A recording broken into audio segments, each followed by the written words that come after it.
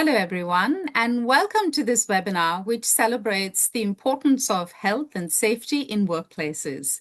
Before I go any further, though, today, let me acknowledge that I'm coming to you today from the lands of the Wurundjeri people of the Kulin Nation, and I take this opportunity to pay my respects to their elders, past, present, and emerging. So as I mentioned, today is a showcase of health and safety in workplaces. And I'm really proud to be able to showcase a workplace which doesn't often get much attention, and that is a school environment. The school ecosystem has so many different players, and I'm so delighted to have two wonderful panelists with different points of view today. But without further ado, let me hand over to our wonderful director, Anna, who will conduct the webinar. Over to you, Anna. Thanks, Vinita. With us on the panel today is Jesse Diggins and Lipika Datta to share perspectives from both psychology and teaching. And I'll hand over to each of them to introduce themselves in more detail, as it's always good to hear firsthand the perspectives that shape their experience and why this, why we've put this panel together today. Jesse, I might start with you if you can talk us through a bit about your background for those of us in our audience who haven't met you before. Yeah, thanks, Anna, and great to be here to talk about this issue.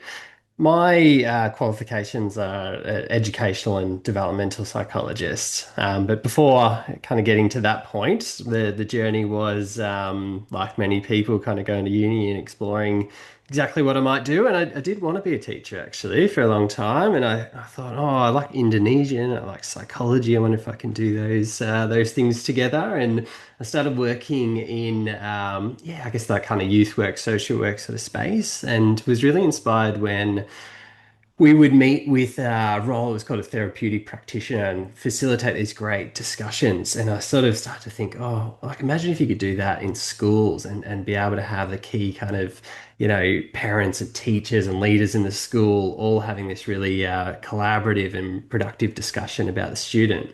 And turns out that role does exist, and that's what a school psychologist does.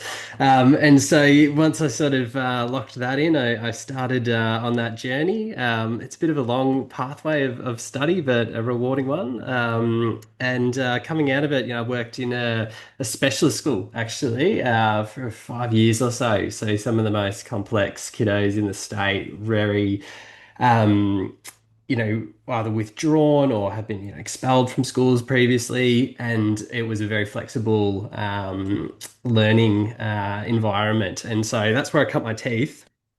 And then from there, I started a bit of entrepreneurship and a couple of companies that really started to explore this sort of intersection of psychology working within schools. Really, with the workforce shortage we have, it's not always possible for schools to just advertise and get a psychologist, and we sort of need to think a little more broadly about that. So I'm currently the director of Psychs in Schools, which is an organisation that serves. We currently have 70 or so schools this semester that we're serving, and a lot of those in sort of regional and rural areas as well. And we partner with universities and the clinicians that are on the ground. They're in their final stages of their master's or doctorate degrees. And what we love being able to do is connect them up with young people in schools and increase the chance they're going to stay in that system. Fantastic, and definitely keen to learn a little bit more about kind of how this works and tying it in with our theme of World Day for Safety and Health as well. But before we do that, Lippy, it'd be great to hear from you in terms of your background, your teaching experience. Please introduce yourself for those who haven't met you before. Hi, I'm Lipika Datta, and my ethnicity is Indian, but I've lived in Hong Kong for many, many, many years, and where I've taught in secondary schools. And then I moved to Australia in 2016, and I've been teaching here again in the secondary section for the last 10 years. My degree is, I have a master's degree in linguistics and also teachers training, of course. And I've mostly taught senior students. But over the time that I've been teaching, I have been able to build up a rapport with some of my students, and I've seen students from all walks of life, and sometimes the fact that they are disturbed is not very overt, but you can see the signs. And I think that it's really important that as teachers, we catch those signs. Of course, it's not in our capacity to do anything about it, but, maybe a word with the administration can sometimes go a long way. Yeah. Thank you. And what inspired you to originally work in school and in the education space? For me, it was purely accidental because my first degree was a master's degree in business administration when I was in India. But then I moved to Hong Kong, and because I didn't speak Cantonese, I found it really hard to get a job in the factory industry because I was trained to do personnel. So I decided to go back to university and do a teacher's training degree because there was a shortage of teachers. And that's how I became an English teacher. And I've been teaching English ever since. So it was accidental, but I think I was cut out to be a teacher because I should have retired many years ago, but I'm still at it. And it's purely the passion for the occupation. Absolutely. And that sounds like it was meant to be, getting you Yeah, into this seriously, field. it was meant to be that divine intervention. I love that. And Jesse, what encouraged you or what inspired you to work in schools? You mentioned the kind of experience with social work, but was there anything in particular that drew you to schools? Yeah. There's a few aspects to it because I suppose when you think about being a psychologist, you think about, in the therapy room doing clinical work. And I love that, but it would drive me crazy doing only that. So, part of the work that I love doing with schools is also, assessment, looking at neurodevelopmental disorders and putting on that investigative hat and doing testing. And I think also this, coaching or teaching aspect of it as well. So working with the teachers with, the difficulties that they might be seeing, and also working with staff groups as well with, the challenges and stresses that they might be finding in the workplace too. And so essentially, I think it's like that variety and combination of different hats you could wear when you're working with the school and the variety of challenges that's always drawn me to it. That sounds really good. Sounds practical and different kind of, I guess you'd just be experiencing lots of diverse perspectives and challenges, and I'm sure there's lots to always be learning rather than kind of autopiloting through. And the theme for our webinar today is for World Day for Safety and Health at Work. And part of this is the theme for strengthening the psychosocial working environment. And Vinita mentioned in her introduction that we're tying this in with schools, given that's such an important space where mental health is really important. There's early learning that happens, really critical development that goes on with young children. And there's a particular focus with mental well-being, reducing burnout, and creating safe, more supportive, and respectful workplaces. Jesse, I might start with you here when you mentioned you're working with both teachers and then also having the conversations with students and kids as well. How does this resonate? How does this theme resonate with your experience? Well, in many ways, really. If I start with, just trying to look at the context of where, workplace culture and safety is what it feels like in schools, one of the biggest issues that is well established and often discussed is that teachers burn out and leave the profession. And so we train lots of teachers, but then, within the first 4 or 5 years, the last time I looked at the stats, it was something like 45% of them discontinue. So systemically, there's problems there that are driving that. The other, aspects of that, I've also been at the coalface of working in highly stressful environments within a school. We would work in, having critical incidents every week and have to have systems where you had to recover from that. The teacher that's been screamed at or had something thrown at their head and needs to go back to the classroom the next day, and potentially, with that student in there as well. So it's interesting. I can see broadly how the challenges are there, and I can also see at the micro level some of the things that I've witnessed firsthand that can be really effective in supporting teachers and leaders in schools through that space. So yeah, I think there's a lot I could kind of speak about in this one. I think that it's a big topic that hopefully the higher powers are working well on. But yeah, like I've definitely got some ideas around what levers you have to pull with the burnout, psychological safety, and mental well-being in schools. I'd definitely love to hear those in a moment. But Lippy, from your perspective as a teacher, have does that sound like in line with your experience in terms of the burnout, what you've seen with, I guess, both yourself, but also among fellow teachers having to kind of bounce back regardless of what's happening in the classroom and needing to always be on? Yes, I think I do see many teachers not being really able to cope with. Mostly, I think it's behavior management, depending on the type of school.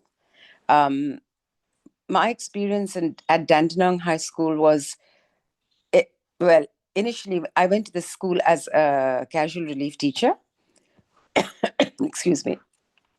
And it and I was coming straight from Hong Kong, where the focus is very academic, and classroom behavior management was not something we even had to worry about. But when I went to schools in Australia, I found that, I sometimes thought I should go back to school to do some retraining, because classroom behavior management is a huge part of teaching. And I've seen new teachers breaking down after a lesson. I've had student teachers who have told me at the end of the lesson that they don't think it's the career for them, you know. So yeah, that's one aspect which is very relevant. And also the workload, I think. Um, the workload, especially for a language teacher, is quite a lot, Mm. especially if you have a senior class. You know, it's the marking, it's the preparation for lessons. I was spending a lot of my time preparing lessons, because there were textbooks, but the culture of many schools is not to rely completely on textbooks. So I had to spend a lot of time preparing my lessons. And sometimes it used to be really frustrating, because I'd have spent a whole evening preparing a lesson. Then when I walk into the classroom, because of behavior issues, I was not even able to teach the curriculum, Mm. what I had prepared. So in that respect, very frustrating. But um, I think, again, you need to be you need to love the work you do, and you need to be dedicated to it to some extent, because the pay is not the best. And I can quite see how young people might find alternative careers if they find that teaching is really not fulfilling them in every way. Yeah. Absolutely. So And that's a challenge when trying to retain talent, good teachers who could be making an impact, but it's a challenge in terms of the preparation they need, the management, those skills, the resilience. And then, absolutely, if you're a new teacher, you don't necessarily love it immediately, but you could grow to love it. But then that's right. there's the challenge there. Mm. And on the flip side, I've seen some excellent teachers so dedicated to their work. They could go to any private school, and they'd be snapped up, but they've spent years in the public system, because I think that's their forte and that's what they want to do.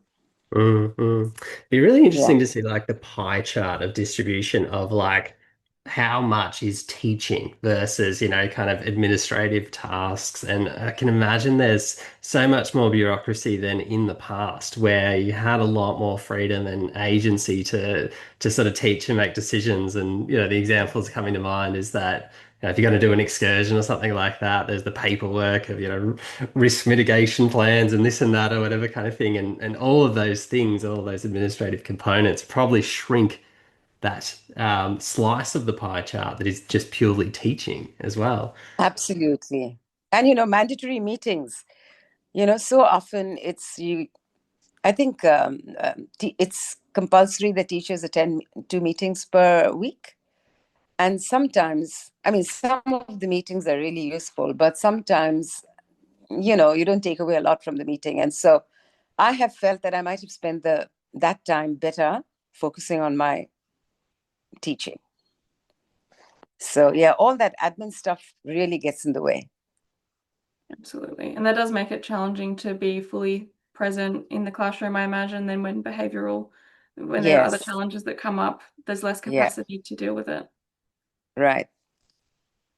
And Jesse, you mentioned you had some thoughts in terms of what could be done Mm. differently or some opportunities. Do you want to share some of those Yeah. thoughts?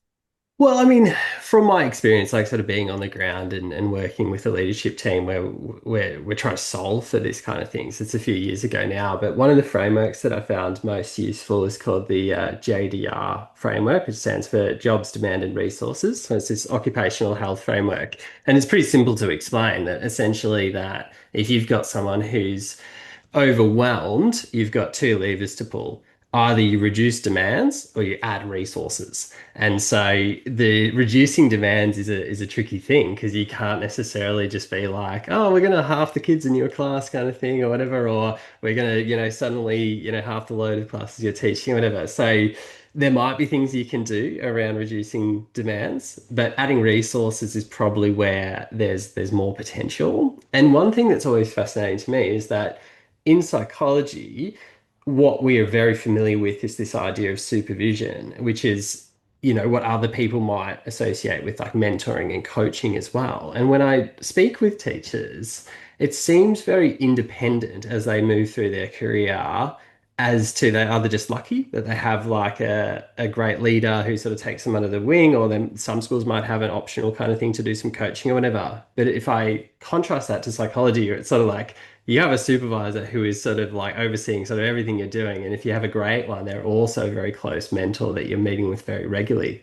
And so, at the school that I worked with, because of the nature of complexity, we would do these kind of reflective practice discussions all the time about that was really complex and full on what you experience with that sort of behavioral stuff. Let's make sense of it. And that's huge. So you're not taking it personally, you're not thinking you're a failure or whatever. And you're using that kind of collective wisdom, whether it's someone can understand this from a different, lens or theory, or someone's just had that experience before to just, put an arm around your shoulder and be like, it's not you, this is what's going to happen, and here's what I want you to remember, or whatever. And because of, how big the workload is, that's where the problem, it sort of butts heads where easy for me to say, wouldn't it be great if teachers had more mentoring and supervision? But then it's like, well, then that's another meeting for them, and that's somebody else that needs to facilitate that might be out of the classroom too. So not saying that, I've got the solution, but I always, am thinking about that. Like if we took that aspect away in the school that I worked in, no way could we have lasted more than a week or something like that, I think. So yeah, sort of interesting overlaying it with traditional school structures and teams. What do you think of that, Lippy? Did you experience much mentoring or mentorship, or was that something that you noticed in terms of teachers sort of supporting each other, or does it feel more independent where you're kind of figuring things out on your own? I think there are both. There is formal support, right? So if a teacher is experiencing anxiety, or can't cope with the workload, or is having problem with students, there is a formal structure in place where a teacher can seek support. But I think a lot of the support is quite informal within staff. So we talk to each other, we learn from each other, we share, and that's why I absolutely love a staff room, because it becomes like a little family, where you talk about your problems. And it's amazing how proactive teachers are in offering support. They'll tell you what's worked for them. And often it happens that if a student has behavior issues, then a couple of teachers might teach that same student. And from my experience, we get together, we try and see what works, what doesn't work, what kind of practices to put into place. So yeah, I think that support that comes from within the teaching staff is really good. Yeah, that sounds like a good way to just get the advice and kind Yeah, of have even just having someone to talk to about it. So it's not, as Jesse mentioned, oh, it's just, is this me? Am I doing that's something right. wrong? Yeah, so we draw on each other's experiences all the time. Oh, that's good. I can see that the power of that as well. Yeah, yeah. And when we think about Australia and the schools that we have and the mental health support that's in schools, what do you both think in terms of how well we're faring in the provision of this support, and what do you think needs to be improved? Lippy, I might start with you. I know there is a lot of, I know there is a support system in place where there are school psychologists, and I know that students, more than teachers, use them. But that's the extent of my knowledge. I don't really know what happens afterwards. I know that students can seek support at any time. So if they have an appointment with a psychologist during lesson time, we have to let them go, or they can meet with the psychologist after school. Sometimes I know that parents are invited in as well. So yeah, but beyond that, I really don't know what happens. But I know that there is a system in place, and it's a whole school approach. So I think that's really good. And Jesse, this is something that you've of course looked into in a lot of detail. Can you Yeah. talk us through what you think in terms of this? Yeah. So I think a good way to frame it initially is that you can address this in three tiers. So tier one would be whole school approaches. Tier two would be more focused group type approaches or groups of teachers with more specialized training in different skill sets. And tier three is like that really individualized approach for students. So if we look at sort of what's working well, I think if we look at tier one, I'll talk about Victoria, but there's similar examples in every other state too. What the government sort of put in place is in Victoria, it's called the mental health menu, which is a pre-approved list of like high quality programs that a school can choose to do. So for instance, with that, before Lippy was kind of talking about the challenge of behavior management. So a school can use that funding to purchase training for all of their teachers in maybe like a trauma-informed approach to understanding behavior or something like that. So I think we're making really good gains in that tier one, choosing the right programs and getting those into schools as well. Tier two is an interesting one. The mental health menu has like a role to play there as well, but I feel like in my observation, that can be a bit of a scattershot approach where different programs come into popularity and things are tried. But in my experience, schools have a lot of difficulty quantifying exactly, how they're going with well-being, whether those programs have been effective. And tier three is a bit of a disaster, I'd say. And it's not school's fault in any way. In this some statistics that kind of put it in perspective. I'm biased. Like mental health isn't just about psychologists, but that's the world I know. We need about 100,000 psychologists in Australia and we have 30,000. So that gap is not going to close in 5 years, probably not even in 10 years.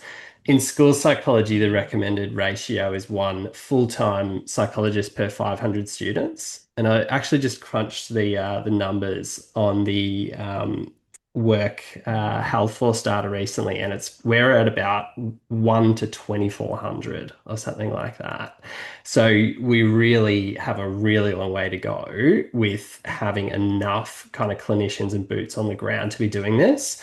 And what's particularly concerning about that and that ratio is the increase of mental health issues in young people. So we might get there if that stays static, but it's not staying static. It's increasing, yeah, sort of year on year. So it does, not to be too hyperbolic about it, but it does feel like a bit of a crisis.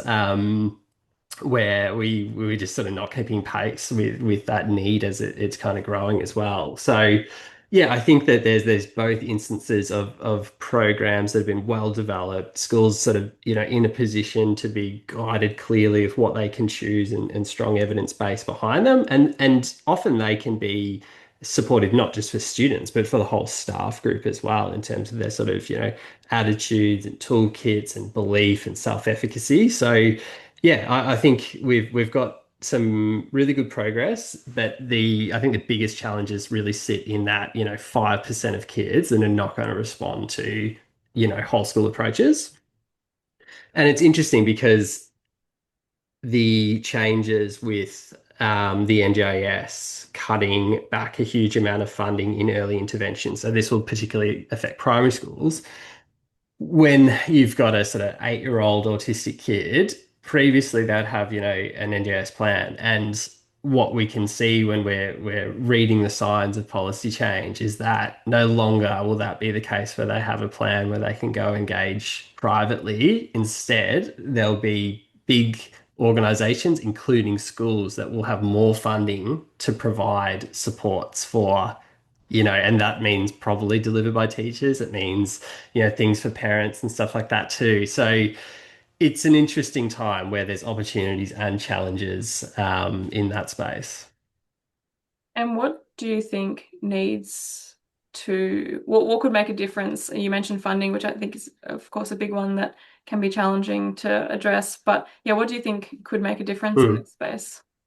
Yeah, well, I mean, again, really easy for me to say when I can sit here with my soapbox and not have to actually action this sort of stuff. But blue sky sort of stuff. It feels like reducing that admin load for teachers, more structured, formalized approaches for kind of coaching and development would be, things that stand out to me for teachers. I think for clinicians and getting them into schools, it's a problem of incentives. So the psychology workforce is growing, but no one's going to schools. So, when you look at over the last 5 years, I think that clinicians in schools increased by 350 or something clinicians in schools, whilst solo private practice and group private practice had something like 8 or 9,000 clinicians go into that space. Why? Because those places have higher remuneration, they have more autonomy, more flexibility, they have, the ability to dictate exactly the sort of role you want to design. So if schools can't put incentives on the table to draw them in, that trend will just continue. And you'll have, development only in the private sector. So yeah, it's an interesting one. I again, not in the position to be sort of influencing that change, but can observe, some of the pressure points. I think with I wouldn't be surprised if we see, particularly with this thriving kids coming in, that there's probably more screening of social emotional delay and mental health issues. But that's an interesting phenomena too, where if you screen your whole school and then you go, oh, we've got 40 kids that we didn't actually realize sort of needed a bit more support. Do you actually have the workforce and the clinicians to do that? Or is that a burden now that and there's no one who can actually come in and do the help too? So yeah, I think those are a few of the things that sort of seem like the more practical aspects of things that might help in that space. Absolutely. And yeah, it's a challenging one with, incentives, and it's the same with a lot of these professions, I think, at the essential workforce, where if you can pay people more, then it makes it more attractive. But then there's also, you want to be ensuring that people aren't getting burnt out. And even if people start becoming a teacher and then they realize that the admin loan's heavy, the burnout's high, and then you lose them anyway. So there's, I think, lots of different challenges working against each other. Yeah, Right. absolutely. And Lippy, what do you think of this in terms of what could make a difference and from your experience as a teacher?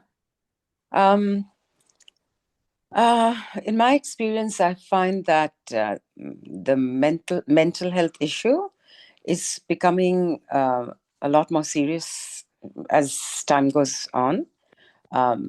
Many more students now, are more anxious, more depressed. There are students who are just not able to leave home sometimes. And as teachers, I know there are some professional development courses in place where it's not exactly training, but there is guidance on how you recognize symptoms and then what the next step is. But I think more training in this area would definitely be beneficial. Because we are the people on the ground who actually interact with students on a regular basis. So if we are trained to pick up the early signs, then I think it could be more effective. And also, of course, this is again about funding. I'm really not very knowledgeable in this area, but I think more psychologists in school might be a good idea. With more and more kids experiencing these mental health problems. It might be easier said than done, Mm. but yeah, but Yeah. that definitely would be beneficial, I think. One interesting take on that a little bit is if you look at what the government funds at the moment is they have, hundreds of $1 millions that go into Headspace, and Headspace does really critical, important work. But the problem that Headspace finds is attrition. So all those young people that go, about 50% of them don't go for more than 2 sessions. And when you take a subset of their data, they're really quite effective when the client goes for 6 sessions. And what you find in school psychology is there's a very low attrition and dropout rate Uh, because they're already there, they're already on site, there's no travel barrier, there's no financial barrier. They often can gear it to miss the subject they really don't want to go to anyway, kind of thing. And so with Psychs and schools data, we have like a 3% kind of, attrition or dropout rate, which is really unprecedented for these kind of services as well. And I think that that's really to do with doing it within schools as opposed to in a community center that has, those extra barriers of kind of getting there. yeah, that's right. That's really interesting with something to just consider with how impactful it is. I mean, it sounds obvious, but to just actually think about what kids are thinking in terms of what would encourage them to attend and location. Of course, that's a huge barrier with something like this is actually can they get to the appointments? Is someone driving them? What's the pressure on their parents? Their parents are both working full time. They can't drive them to appointments in these hours or whatever it might be. They're normally enough. There's lots of challenges that I think can make this difficult, and it sounds like the work you're doing, Jesse, has these clear identifications of ways to improve engagement. I know that you and the team are quite data led as well in terms of really identifying evidence-based solutions, and I think that's just a really interesting consideration with just how do Yeah. you actually make an impact, and it's Mm. encouraging people to be going to the sessions and designing Mm. this program in a way that actually gets people attending to make the Yeah. impact. Absolutely, yeah. That's a really good summary that it sort of doesn't matter how kind of good you are as a clinician if you don't have a client who's going to get there and do the work with you, then you're Absolutely. failing before you even start. Yeah. Absolutely. And there would be flow-on benefits, I imagine, to kids being engaged in these sessions because that then alleviates a burden on the teachers Yeah. as their treatment progresses. So I can see there's so many profound benefits across a range of areas. But if we think about, who has the greatest role to play in providing these solutions, we've kind of identified the need for these tailored approaches. There's also a need for schools and government, of course, with the funding. But who do you think has the biggest role to play in actually providing these solutions? Maybe Jesse to start. Sure. Yeah, it's like a great question, a challenging question. And so what comes to mind to me for a starter? Read a book recently, which is a challenging read because it was kind of technical, and it's called well, what it's to do is it's by the author's Donella Meadows, and it's about systems theory. And the main contention is that there's leverage points in a system, and some are weak and some are really powerful. And so things that are like just add more numbers is like one of the weakest kind of leverage points you can kind of add to the system, that it's really, not going to make much impact. Somewhere in the middle, you've got things like much better feedback loops and information flows and things like that. And sort of right at the top is this idea about sort of what are the goals of the system and the mindset around it. And what it made me kind of think of is that a while ago in education, there was this real interest in the Nordic countries who seemed to just do education in this really different way. And I think that it was about their mindset about it, which was quite different to ours. And, one example of that would be the societal respect that, the Nordic countries have for teachers, as opposed to in our country. You can still often hear people making these, kind of slights and remarks about all the holidays they get and stuff like that. So I think that the change at the highest level has to be about our thinking and belief systems around teachers and education and the critical role they play. putting some respect on their name. Other things that kind of come to mind is that, I'd like to see more scholarship that, academically really gets responded to in at a government level. I mean, I'd be interested in looking at this topic and around the world. What does phenomenal kind of, well-being workplace, looking after students and teachers look like? And can we distill that, into a model we can use in Australia? Then you got to get the government to listen to you, and that's a whole nother challenge. Absolutely.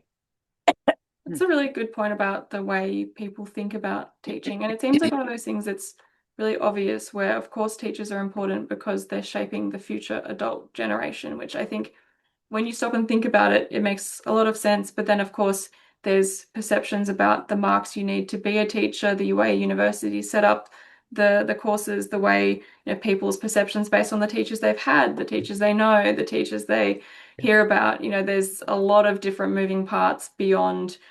Of course, there are some amazing teachers, and there are some teachers who are perhaps less effective. However, that societal perspective certainly doesn't help encourage Mm, people. And I suspect when there is that burnout, the mm, challenges, really starting this career and then finding that it's just too hard, yeah.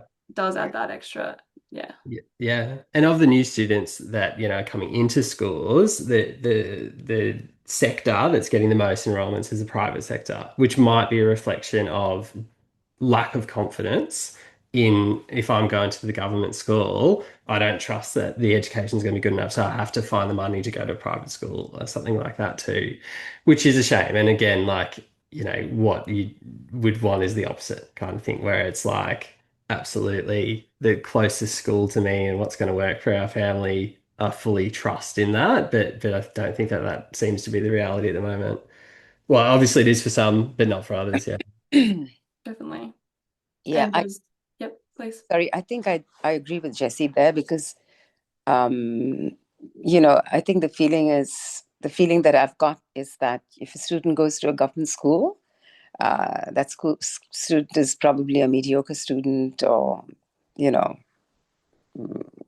there are so many stigmas that actually go along with this, this whole area of education.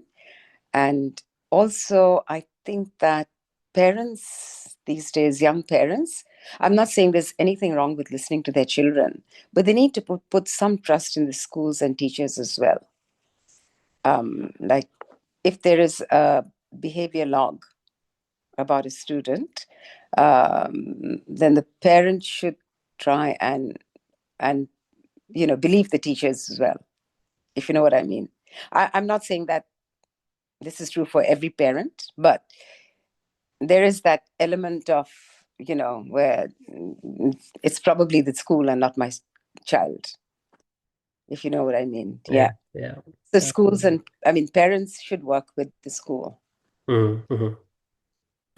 Absolutely. I've got a friend who's a teacher, and she often talks about something that she's trying to do and then the roadblocks that might come up from a parent who perhaps doesn't understand the interventions Yeah, or the actions that are that's right. taken. And parents have the best intentions, but of course there's Well, conflict there too. yeah, yeah. And Yeah.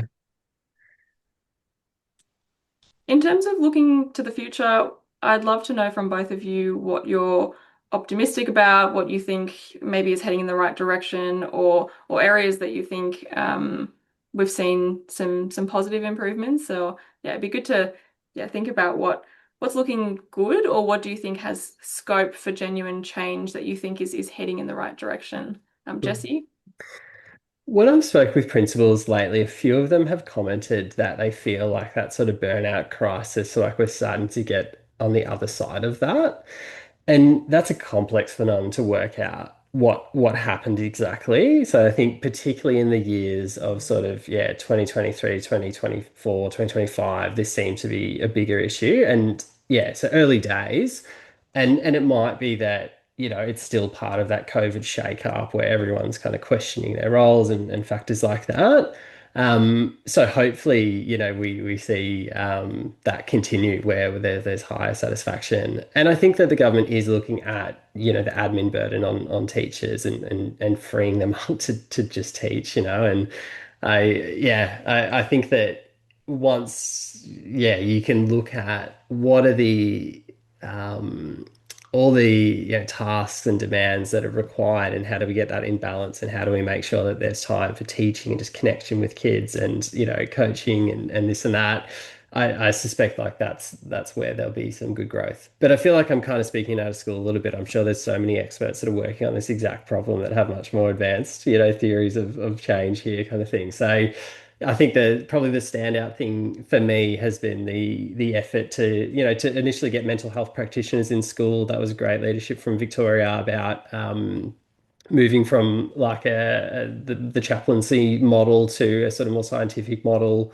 The other one that I'm supportive of is the social media ban, and enabling the young people who are under the age of 16 to not have that exposure and not follow that into the school as well, which I'm sure is a complicating factor for teachers in various ways too. So not a case of like purely a great thing. I understand there's kind of consequences to that too, but I think that those are some of the things that are standing out to me that are in the right direction. Yeah, I absolutely love the under 16 social media ban. And I can see that, of course, students resent it. And some have told me, oh, Miss, I can use my brother's account or my mother's account. But the fact is that most students don't have access to that social media, which was so problematic in so many ways. Self-esteem issues, bullying issues. So I'm really supportive of the ban as well. And I do think that the stigma around seeing a mental health professional is kind of on the decline a little bit, because if I compare my students now to a number of years ago, students are a lot more willing to say that they're seeing a psychologist than they were in the past. So I definitely think that's a move in the right direction. So, yeah, that's my experience. And there is a lot of professional development around this area as well. And I think the participation is quite high among teachers. Yeah. Great. I think that's a great couple of thoughts to just conclude our discussion today. I'll hand over to Vinita in a moment to conclude, but also, of course, I want to recognize the contribution you both make. Lippy as a teacher, that's many kids you've made positive impacts on and shaped them to their adulthood, which I think is an amazing impact. And I do think there is real opportunity for us to be better recognizing the efforts that teachers do put into, helping students grow and learn and become adults who then hopefully some of them become teachers as well. But of course, just really appreciate, of course, your contribution. And then Jesse, the work Psychs in schools is doing is excellent. There's very, evidence-based solutions that are making significant impacts. And I'm very excited to see how that continues to make impact. And hopefully you can get more funding, more scope to expand and grow and make an impact nationally. I think there's so much there that could be making a massive difference. So really great to hear your perspective today and learn more as well. Thanks a lot, Anna. Vinita, over Thank to you. Thank you, Anna, and thank you, Jesse and Lippy. I knew this would be a really insightful conversation, and it really has been. So I thank you once again for your time. And some of the things that you've talked about are so similar to the experience that myself, Anna, and almost everyone in our network has. And that is turning your work into an area of passion. So it was so good to hear from both of you, in your own personal experience, how passion has driven your professional experiences and why you continue to work in the areas that you do, which is exactly what Anna and myself do as well. That's why we persist. I love the fact, Jesse, that you're talking about a systems approach, because I genuinely believe that for sustainable change, you need to change the system, not just the individual. So to expect just the student or just the teacher or just the parent to on their own to be able to make the change is never going to work, that every layer of the system has a role to play. I love your three-tiered approach and your assessment of where we need to put our time and effort. And I think that that's something all of our listeners will really benefit from as well. And last but not least, as someone who's always used evidence-based to push policy, I'm so keen to see, the work that you're talking about being showcased in research-led policy recommendations, all of the things that you've talked about, where investment makes the greatest return on investment for mental health in schools, not just for the students, but also for the teachers, carers, parents, and the whole ecosystem. How we can better use the students who are coming through the system. As someone who's wearing a provisional psychologist hat right now, I know that recognizing the ability of professional psychologists to make a difference to mental health in school environments, not just depending on fully registered psychs, will make a difference as well, and hopefully grow that cohort. And of course, the opportunity to do more so that we can pay respect to teachers like Lipi and everybody else in her network and recognize the fantastic role that they play, partly by also providing resources which enable them, the learning and development that you talked about, Lipi. With Thriving Kids, we hope that we can make a difference so that we can develop these really targeted resources that support the teachers to maintain their own health and well-being, as well as play a role in the early prevention of mental health issues amongst their classes. So thank you so much once again. We hope that our readers enjoy as much as we have today. And we thank you and wish you the very best in your initiatives.